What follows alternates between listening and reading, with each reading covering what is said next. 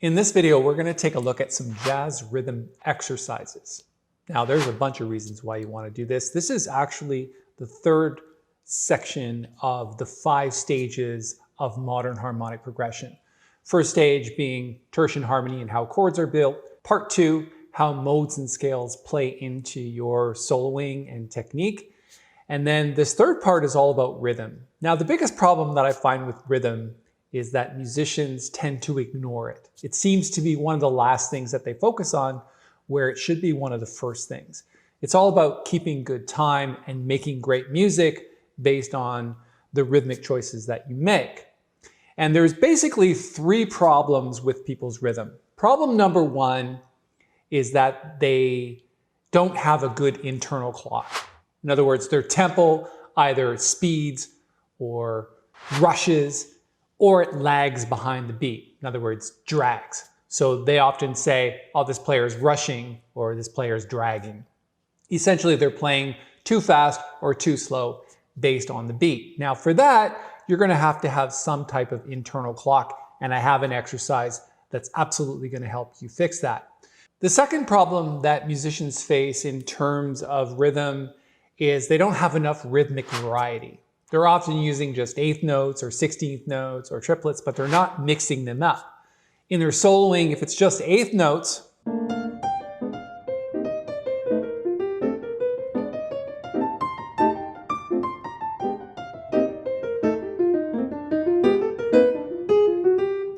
it's just not enough variety in order to make a good solo. So I have an exercise that's going to help you with rhythmic variety. We're going to stick in triplets, 8th notes, and 16th notes all combined together, and I have a few exercises that are going to help with that. And the third challenge that musicians face in terms of rhythm is they don't subdivide the rhythms properly. So in other words, when there's rests in between 16th notes or triplets or 8th notes, they don't really know how to read that properly or feel that properly. So I have an exercise that's absolutely going to help that. Okay, let's take a look at the exercises and let's see how they're going to help you.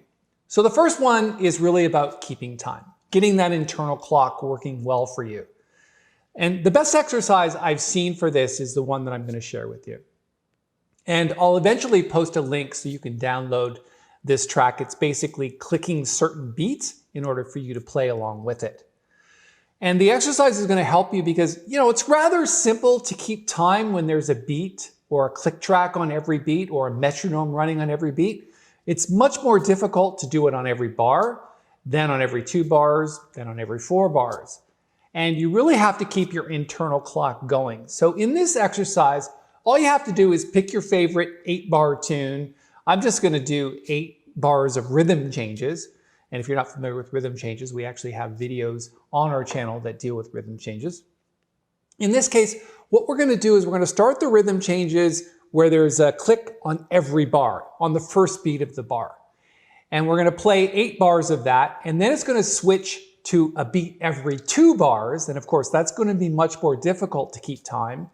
And then the third part of this is a beat every 4 bars. That means you have to play 4 bars without any click track and keep the time and see where that next click goes when you're at that point in the tune. If you take a look at the sheet music, you can see there's a beat on every bar, then every other bar, then on every 4 bars. Let's do the exercise now.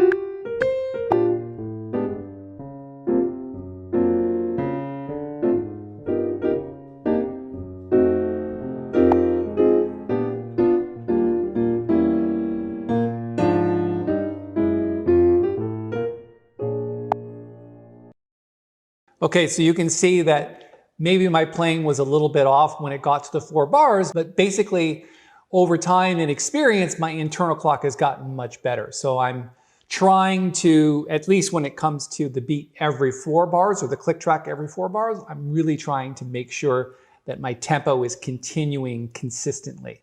All right, let's take a look at the second exercise. And this exercise is really going to help you with rhythmic variety. In fact, I have more than one example of this. So the first one is, yeah, you're practicing scales. And what I'd like you to do is start to practice those scales based on the following exercises. We're doing a C major bebop scale where the passing note is the A flat or the G sharp. And in this particular case, we're going to do it with triplets. And let's start off with that one.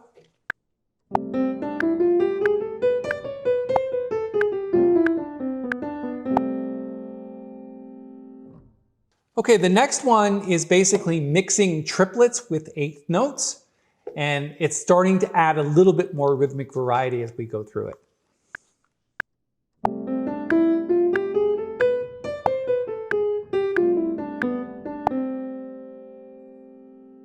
Okay, so the next one is just 16th notes. So we're playing a little bit of variety now. We've gone through 8th notes, then triplets, and now we're adding 16th notes. So this exercise is just 16th notes using the C major bebop scale.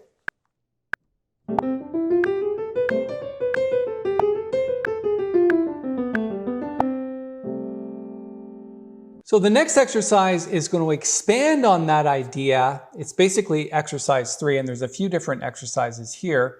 The first one is we're talking about mastering subdivisions. So we're using rhythmic variety, but we're also now adding in a few rests. So you can see the first one is an 8th note rest in between triplets. So, and I'm going to play the entire, I guess it's 1, 2, 3, 4 bars for you, and then we'll come back and talk a little bit more about it.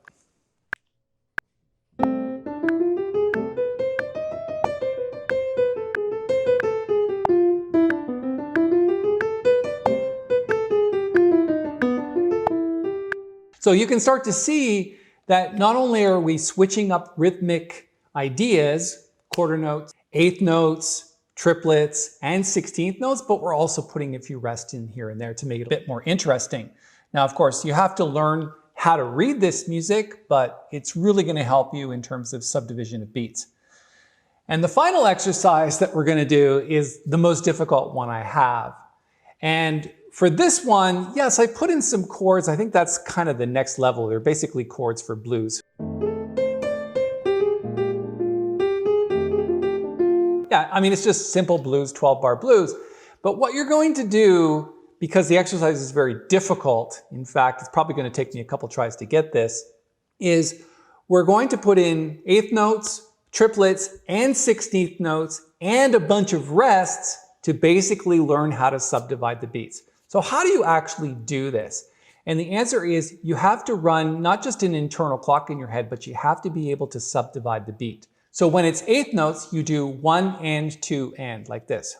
1 and 2 and 1 and 2 and. So when you're subdividing triplets, it's 1 triplet, 2 triplet, 1 triplet, 2 triplet. And if you see a rest, you have to leave that rest out, but still count in your head. 1 restlet, 1 restlet, 1, you know, that kind of thing.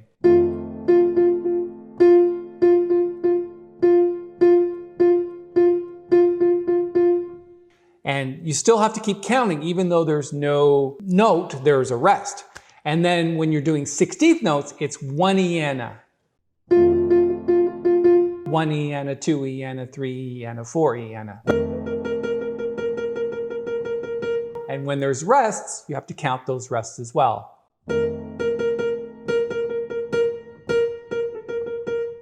So basically this exercise is going back and forth between 8th notes, triplets, and 16th notes with rests thrown in. Probably going to take you some time to work through this, but do it in sections. Do it 1 bar, then add a bar, then add another bar, or do it in sections. Do it every 2 bars. So for example, the first 2 bars would be this.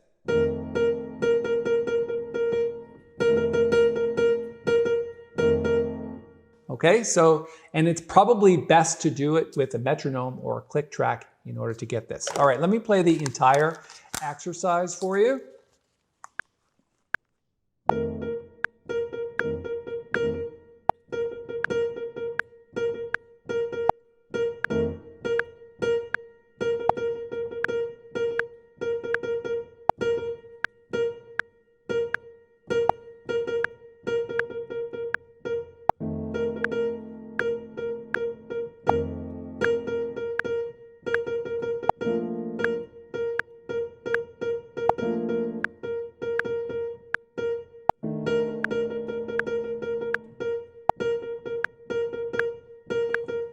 All right, it definitely does not sound like music, but that's not the point. The point is to be able to see and subdivide the beats in eighth notes, triplets, and 16th. Of course, there are 30-second notes to do as well, but we're not going to get into that in this particular session. So that's a little bit about jazz rhythm exercises. I hope that helps you. I know it's going to be infinitely useful to you.